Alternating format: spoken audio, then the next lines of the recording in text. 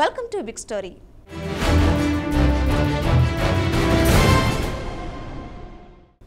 సేమాంధ్ర రాజధాని చుట్టూ రియల్ వ్యాపారం బిగుసుకుంది. రోజుకో దగ్గర రాజధాని పేరిట ప్రకటనలు గుప్పిస్తూ వచ్చిన ప్రభుత్వ నిర్వాహకం వల్ల కోటి ఆశలతో పెట్టుబడి పెట్టి వ్యాపారాలు చేసే రియల్టర్ల మెడలకు ఉరితాళ్లు బిగుసుకుంటున్నాయి.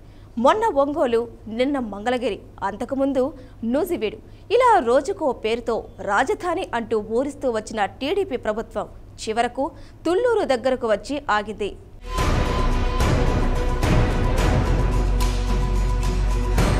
పాలకులు విడుదల చేసే రాజధాని ఊహాగానాలతో కోట్లు పోగేసి రైతుల దగ్గర నుంచి ఎకరాలకు ఎకరాల భూములు కొనుగోలు చేసిన రియల్టర్లు ఇప్పుడు నెత్తిన తడిగుడ్డ వేసుకోవాల్సిన పరిస్థితి ఏర్పడింది. రాజధాని ఎక్కడో ముందే తెలిసినప్పటికీ ప్రభుత్వ వర్గాలు రోజుకో పేరు చెప్పి రియల్ దందా కోసం కొత్త నాటకానికి తెర తీయించారని ఇప్పుడు రియల్టర్లు నెత్తి నోరు కొట్టుకుంటున్నారు. రియల్ ఎస్టేట్ వ్యాపారంలో నష్టాలు భరించలేక 3 రోజుల క్రితం నూజివీడుకు చెందిన పుష్పాల విజయకుమార్ ఆత్మహత్య చేసుకున్నాడు.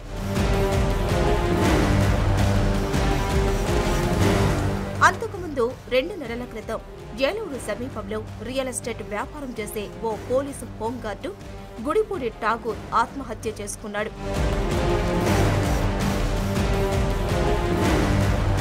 ఇలాగే ఎందరో అమాయకులు, చిన్న తరహా రియల్టర్లు, మధ్యతరగతి జీవులు ప్రభుత్వ పెద్దలు ఆడుతున్న నాటకంలో బలవుతున్నారు. దీని వెనుక ఉన్న కారణం ఒక్కటే, అదే పాలక పార్టీ పెద్దల మోసపు ప్రకటనలు అనటంలో ఎలాంటి అతిశయోక్తి లేదు.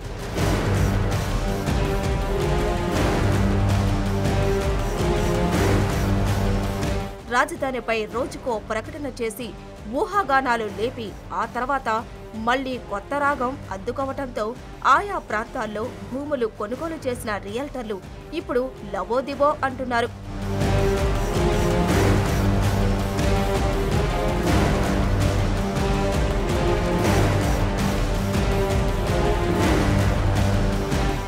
ఆంధ్రప్రదేశ్ ప్రభుత్వం రాజధాని కోసం కృష్ణానది పక్కనే తుళ్లూరు, మంగళగిరి, తాడేపల్లి మండలాల్లోని 29 గ్రామాల్లో సుమారు 33,000 ఎకరాల్లో భూసేకరణ చేపట్టింది. పచ్చని పంట పొలాలను నూతన రాజధాని పేరుతో కాంక్రీట్ జంగిలం చేయటం వెనుక పాలకపక్షానికి చెందిన రియల్ ఎస్టేట్ వ్యాపారుల కోసమేనని విపక్షం దుయ్యబడుతోంది. పాలకపక్షాలకు చెందిన మంత్రులు, ఎంపీలకు ఆంధ్రప్రదేశ్, బెంగళూరు, తమిళనాడు 3 రాష్ట్రాలలోనూ రియల్ ఎస్టేట్ రంగంలో ఆధిక్యంలో ఉంది.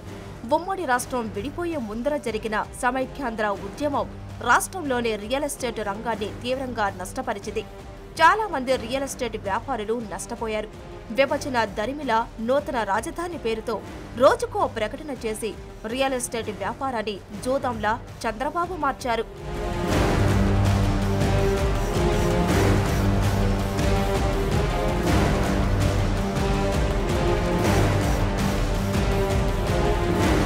చంద్రబాబు ముందస్తుగా తన మంత్రులతోనూ, ఎంపీలతోనూ తన సామాజిక వర్గానికి చెందిన వ్యాపారులతో తుళ్లూరులోనే రాజధాని వస్తుందని చెప్పటంతో వారంతా పెద్ద ఎత్తున తుళ్లూరు పరిసర ప్రాంతాలలో 1000 ఎకరాల భూమిని తక్కువ ధరకే సొంతం చేసుకున్నారని స్థానికుల వాదన. అయితే సీఎంకి తుళ్లూరులోనే రాజధాని ఏర్పాటు చేస్తున్నామని తెలిసినా రోజుకొక దగ్గర రాజధాని అంటూ కృష్ణా, గుంటూరు గ్రామాల ప్రజలను ఊరించారు. మొదట మంగళగిరి అని, నూజివీడు అని కొన్ని రోజులు, ఆ తర్వాత అమరావతి దగ్గర అని కొన్ని రోజులు లీకులు ఇస్తూ రియల్ దందాకు తెరతీశారు. ఫలితంగా ఎకరా 5 నుంచి 10 లక్షల రూపాయలు కూడా విలువ చేయని భూములకి కోట్ల ధర వచ్చి పడింది. దీంతో చిన్నపాటి రియల్టర్లు అప్పులు తెచ్చి మరీ భూములు కొని వెంచర్లు వేశారు. కానీ ఇప్పుడు రాజధాని తుళ్లూరులోనే అంటూ ప్రకటించేశారు. ఇక్కడే అసలు మోసం జరిగింది. జరగాల్సిన నష్టం జరిగిపోయింది. ఆశతో భూములు కొన్న మధ్యతరగతి ప్రజలు నిలువునా మునిగిపోయారు.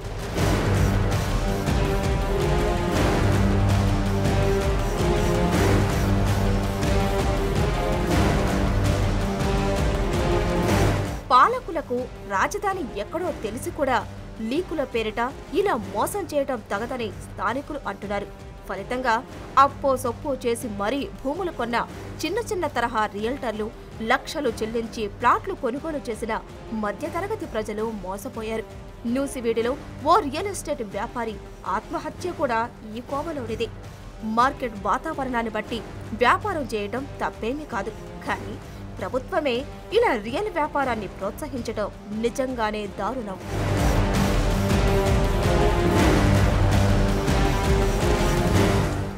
కొంతమంది చిన్న చిన్న రియల్ ఎస్టేట్ వ్యాపారం చేసే బ్రతికేవాళ్ళు అనేక మంది కూడా ఈ రాజధాని విషయంలో స్పష్టత లేని కారణంగా కొన్నాళ్ల పాటు వినుకొండని, దొనకొండని, కొన్నాళ్ల పాటు నూజివీడు ప్రాంతం అని, కొన్నాళ్ల పాటు మంగళగిరి ప్రాంతం అని, చివరికి తుళ్ళూరు ప్రాంతాన్ని ఖాయం చేసినటువంటి నేపథ్యం మనందరికీ తెలుసు.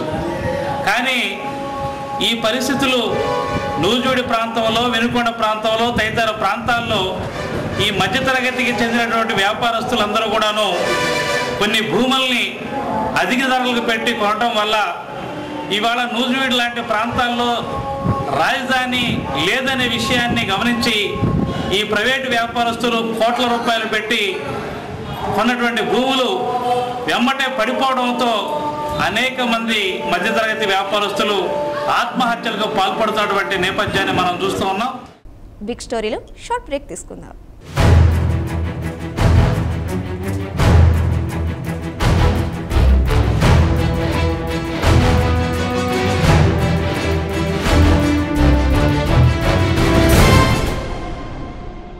ప్రభుత్వం చెప్పే మాటలు నమ్మి 2 మాసాల క్రితం భూములు కొనుగోలు చేసిన మధ్యవర్తులు నిలువునా మునిగిపోయామని వాపోతున్నారు. రాజధాని రాకపోతే రేట్లు పడిపోతాయని ఓ పక్క బ్రోకర్లు, మరో పక్క రియల్టర్లు కూడా టెన్షన్లో ఉన్నారు. ఇదిలా ఉంటే రాజధానిలో తమ భవిష్యత్తు బంగారంలా ఉంటుందని ప్లాట్లు కొనుగోలు చేసిన మధ్యతరగతి జీవులు కూడా లబోదిబోమంటున్నారు. ప్రభుత్వ పెద్దల, మంత్రుల న్యూస్ లీకులు నమ్మి రాజధాని విజయవాడ సమీపంలో వస్తుందని నమ్మిన ఓ రియల్టర్ సెప్టెంబర్ మొదటి వారం గన్నవరం మండలం దావాజీగూడెం గ్రామంలో ఎకరం 1,40,00,000 రూపాయల చొప్పున 4 ఎకరాలు కొనుగోలు చేశారు. దాంట్లో ఒక వంతు డబ్బు చెల్లించి 60 రోజుల షరతుతో రిజిస్ట్రేషన్ చేయించుకునే విధంగా అగ్రిమెంటు రాయించుకున్నారు. ఇలాగే మరో రియల్టర్ నూజివీడి సమీపంలో 2 ఎకరాల భూమిని కొనుగోలు చేశారు. 1 ఎకరం 70 లక్షల రూపాయల చొప్పున కొనుగోలు చేసి 60 రోజుల షరతుపై అగ్రిమెంట్ చేసుకున్నారు. ఇప్పుడు రాజధాని తుళ్ళూరుకు షిఫ్ట్ కావడంతో జిల్లాలో రియల్ ఎస్టేట్ వ్యాపారం దారుణంగా పడిపోయింది.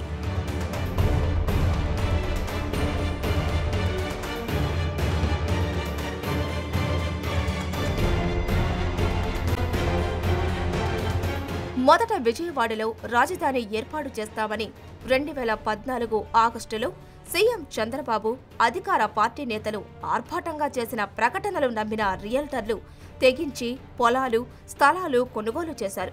దాంతో వ్యాపారులు, మధ్యతరగతి ప్రజలు కూడా రియల్ ఎస్టేట్ రంగంలో పెట్టుబడులు పెట్టారు. ఇతర రకాల వృత్తుల్లో ఉన్న కాంట్రాక్టర్లు తదితరులు అతి తక్కువ టైంలో ఎక్కువ లాభాలు పొందవచ్చనే భావనతో రియల్ ఎస్టేట్ రంగంపై దృష్టి సారించారు.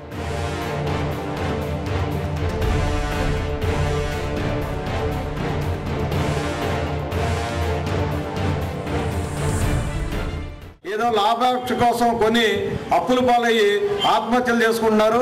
మరి ఈ విధానాన్ని రాష్ట్ర ప్రభుత్వం ఒక క్లారిఫికేషన్గా పలానా చోటని చెప్పినా కూడా కొంతమంది వెళ్ళి మరి అటు ఇటని ముందే కొనేశారు. దానివల్ల చాలా ఇబ్బందులు ఎదుర్కొంటా ఉన్నారు. ఆగస్టు నుంచి సెప్టెంబర్ వరకు విజయవాడ పరిసర ప్రాంతాలైన గన్నవరం, కంకిపాడు, నూసివీడు, ఇబ్రహీంపట్నం, కంచికచర్ల, నందిగామ తదితర ప్రాంతాల్లో 100 కోట్ల రూపాయల రియల్ వ్యాపారం జరిగింది. భూములు, స్థలాల ధరలు 3 రెట్లు పెరిగాయి. అమ్మేవారు లేకపోవడంతో రియల్టర్లు అమ్మటానికి దొరికిన భూమిని కొనుగోలు చేసేశారు. కానీ సడన్ గా రాజధాని ప్రకటన ఊహాగానాలు అమరావతికి షిఫ్ట్ అయ్యేది. దీంతో రియల్ వ్యాపారులు లబోదిబో అన్నారు.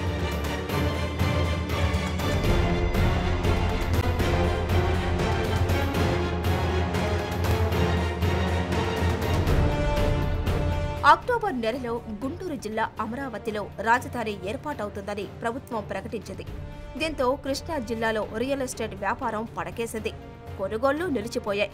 మారుబేరం చేసి లాభం కోసం పెట్టుబడి పెట్టిన వ్యాపారులు లావాదేవీలు నిలిచిపోయి నానా అగచాట్లు పడుతున్నారు. పొలం, స్థలం కొనుగోలుకు ఎవ్వరూ రాకపోవడంతో రియల్టర్లు ఆలోచనలో పడ్డారు.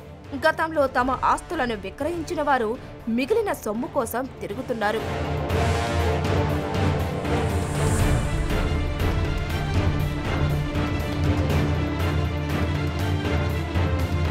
ఇక హనుమాన్ జంక్షన్, నూజివేడు, గన్నవరం, ఏలూరు ప్రాంతాల్లో కూడా విజయవాడ రాజధాని అవుతుందన్న ఉద్దేశ్యంతో చాలా మంది వెంచర్లు వేసి బొక్క బోర్లా పడ్డారట. ఇప్పుడు అవి అమ్ముడు కాకపోవటంతో వారు రేట్లు తగ్గించినా కూడా ఎవ్వరూ కొనటానికి ముందుకు రావటం లేదని అంటున్నారు.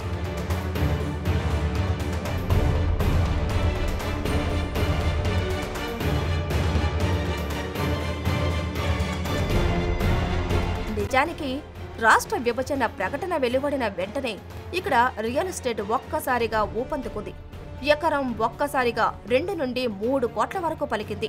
తుళ్లూరును రాజధానిగా చేస్తున్నట్లు ప్రకటించగానే ఇక్కడ రియల్ భూమ్ డామ్ అంది.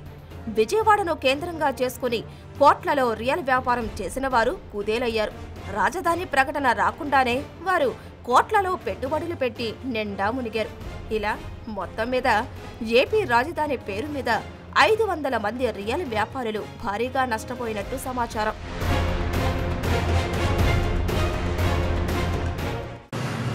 ప్రభుత్వం తీసుకునే నిర్ణయాలు, ఈ మార్పులు చేర్పులు జరగటం వల్ల కొనుగోలు చేసేటువంటి మరి కొంతమంది వారు ఎక్కడ నిర్ణయం తీసుకుంటే ఆ నిర్ణయానికి వెనక వెళ్ళిపోయి అక్కడ భూములు కొనడం, ఆ భూములు కొనటానికి మరి పూర్తిగా వారి దగ్గర డబ్బులున్నా లేకపోయినా అప్పు చేసి ఆ భూములు కొనటం, కొన్న తర్వాత మరలా ప్రభుత్వం వాళ్ళ నిర్ణయాల్లో కొన్ని మార్పులు తీసుకొచ్చి కొన్ని చోట్ల మార్పు చేయడం, ఇలా కొన్నటువంటి భూమి నష్టపోవడం, పెట్టుబడి నష్టపోవడం ఇలా జరుగుతున్నాయి. బిగ్ స్టోరీలో మరో షార్ట్ బ్రేక్ తీసుకుందాం.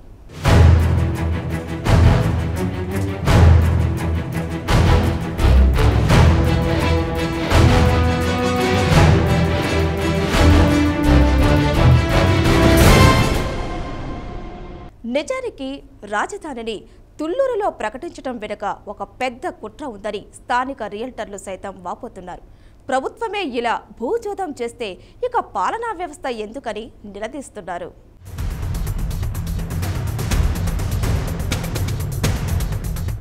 కృష్ణా, గుంటూరు జిల్లాలలో వేల ఎకరాల ప్రభుత్వ భూమి అందుబాటులో ఉన్నప్పటికీ వాటి జోలికి వెళ్లకుండా వ్యవసాయ భూములలోనే రాజధాని నిర్మిస్తామని ప్రతిరబూనటం హైటెక్ ముఖ్యమంత్రికి తగింది కాదు. నిజానికి తుళ్లూరు ప్రాంతంలో రాజధాని ఏర్పాటు చేస్తున్నామని తన కోటరీలోని పెట్టుబడిదారులందరికీ బాబుగారే లీకులు చేశారని, దీంతో వారంతా ఇప్పటికే 100 ఎకరాల భూముల్ని కొనుగోలు చేసినట్లు సమాచారం. ఒకవేళ కొనుగోలు చేయకపోయినప్పటికీ ఈ భూముల్ని ప్రభుత్వ, ప్రైవేటు భాగస్వామ్యంలో ప్రాజెక్టుల పేరిట బాబుగారి పెట్టుబడిదారులకే కట్టబెట్టడం ఖాయమనే వార్తలు గుప్పమంటున్నాయి.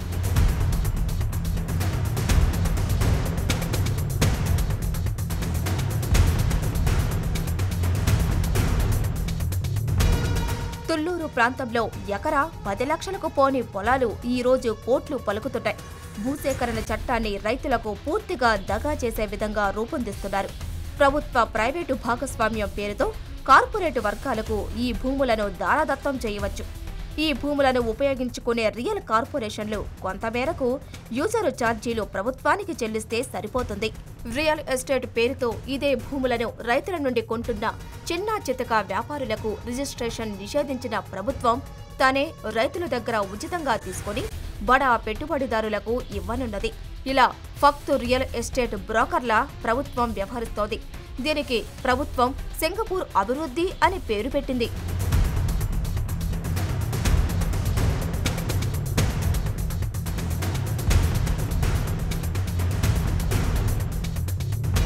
రైతులు ఇచ్చిన భూమిలో చాలా కొద్ది మొత్తాన్ని అతనికి ఇచ్చినప్పటికీ పెత్తనమంతా కార్పొరేట్ వర్గానిది.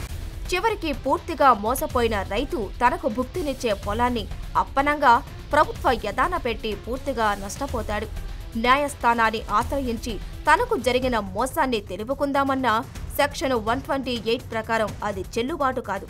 CRDA బిల్లు పెట్టుబడిదారీ వర్గానికి ప్రభుత్వ ప్రైవేటు పార్ట్నర్షిప్ పేరున లబ్ధి చేకూరుస్తుంది.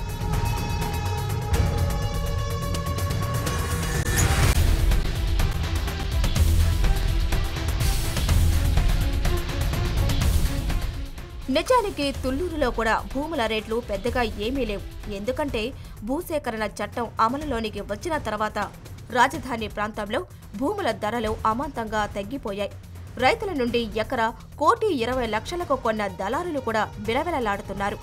రైతుకు ప్యాకేజీ క్రింద ఎకరాకు 1000 గజాలిస్తామని ప్రభుత్వం చెబుతోంది.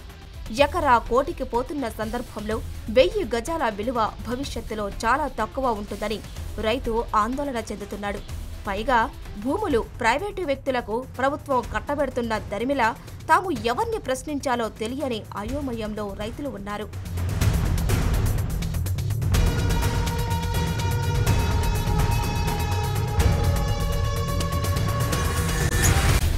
ఆంధ్రప్రదేశ్లో రెవెన్యూ లోటు తీవ్రంగా ఉందని, రాజధాని నిర్మాణానికి డబ్బులు లేవని, ఉద్యోగుల జీతాలు సైతం ఇవ్వలేని పరిస్థితిలో ఉన్నామని చెప్పే చంద్రబాబు ప్రపంచ బ్యాంకు నుండి వేల కోట్ల రూపాయలు అప్పు తీసుకోబోతున్నారు.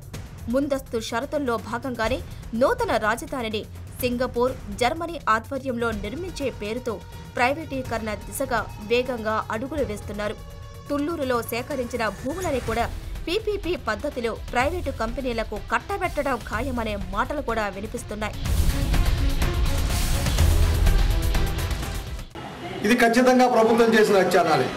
ఎందుకంటే రాజధాని అనేది అక్కడ ఇక్కడ అని కొన్నాళ్ళు నూజివీడు సైడ్ అన్నారు, కొన్నాళ్ళు గన్నవరం అన్నారు. ఇలా గందరగోళం పరిచి ఈ చిన్న చిన్న వ్యాపారులను నాశనం అవడానికి ఈ ప్రభుత్వం కారణమవుతుంది. ప్రభుత్వం ఖచ్చితమైన అభిప్రాయాన్ని వెలిపించి పలానా చోట రాజధాని అంటే ఖచ్చితంగా వ్యాపారులు వెళ్తారు, కొనేవాళ్ళు వెళ్తారు, అంతా అది బాగానే ఉంటుంది. కానీ ప్రభుత్వం గందరగోళం పరిచి వాళ్ళు ప్రభుత్వంలో ఉన్న పెద్దలు బాగుపడుతున్నారే తప్ప ఈ చిన్న చిన్న రియల్ ఎస్టేట్ వ్యాపారులు ఏదో చిన్న అప్పులు తెచ్చి కొంత డబ్బులు పెట్టి చేసేవాళ్ళు నిజంగా వీళ్ళు నాశనమైపోతున్నారు. నిజానికి ప్రకాశం బ్యారేజీ పరిసర ప్రాంతాల్లోనే 2,000 ఎకరాలకు పైగా ప్రభుత్వ భూములు ఉన్నట్లు అధికార వర్గాలు పేర్కొంటున్నాయి. బినామీ పేర్లతో ఉన్న భూస్వాముల పెట్టుబడిదారుల భూములు మరో 2,000 ఎకరాలుండటాన్ని ప్రజా సంఘాలు పేర్కొంటున్నాయి. ఈ భూముల్ని లాక్కోవటానికి ప్రభుత్వం ఎటువంటి ప్రయత్నాలు చేయటం లేదు. విజయవాడ నగరంతో పాటు పరిసర ప్రాంతాలలో ఎటు చూసినా ఎవరిని కదిపినా ఒకటే చర్చ. భూములు, స్థలాలు, అపార్ట్మెంటు ధరలు. అంత రియల్ రచ్చ తప్ప మరో టాపిక్కే లేదు. ఎక్కడ ఫ్లాట్ ఎంత రేటుంది, ఎక్కడ స్థలం ఎంత రేటుంది, గజం ఎంత పలుకుతోంది, ఇంకా ఎంత పెరుగుతుంది, ఈ మాటలే బెజవాడ గాల్లో చక్కర్లు కొడుతున్నాయి. ఎక్కడ చూసినా భూముల కొనుగోళ్లు, అమ్మకాలపైనే చర్చ నడుస్తోంది. ప్రస్తుతం నగరంలో అన్ని వ్యాపారాల కంటే రియల్ ఎస్టేట్ వ్యాపారం ముమ్మరంగా నడుస్తోంది. బంగారం, రెడీమేడ్ దుస్తులు, షాపింగ్ మాల్స్ వ్యాపారాలు కంటే రియల్ ఎస్టేట్ వ్యాపారం జోరుగా సాగుతోంది.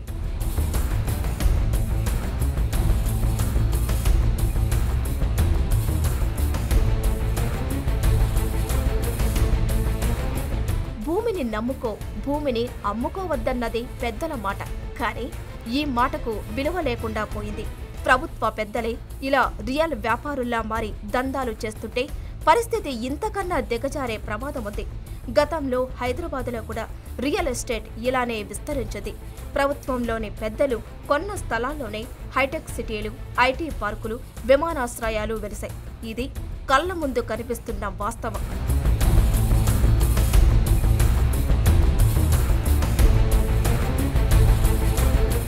నవ్యాంధ్ర రాజధాని ప్రాంతం ఇప్పుడిప్పుడే రియల్ లీలను రుచి చూడటం మొదలుపెట్టింది. భవిష్యత్తులో మరిన్ని రియల్ బాగోతాలు వెలుగులోకి వస్తాయి. అప్పటి వరకు ఆగకుండా ప్రజలంతా ఇలాంటి రియల్ మోసాలను నిలదీయాల్సిన అవసరం ఎంతైనా ఉంది.